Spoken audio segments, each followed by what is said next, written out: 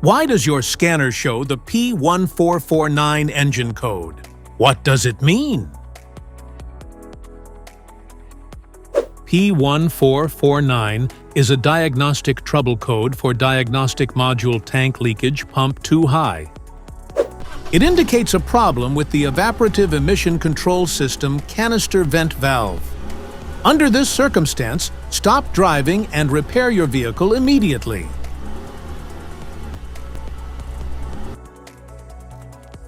So, what causes this imbalance?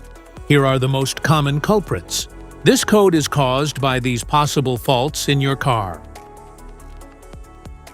Faulty EVAP canister vent valve or purge valve. Clogged or damaged EVAP canister. Leak in EVAP system. Wiring issues. Pressure sensor malfunction. Each DTC code corresponds to a specific issue in your vehicle. This error occurs in OBD2 equipped vehicles, especially those manufactured since 1996. It is commonly found in Ford, Honda, Toyota, Subaru, and BMW. If you want to fix this error code, let us know in the comments section. We will definitely make the video on your demand.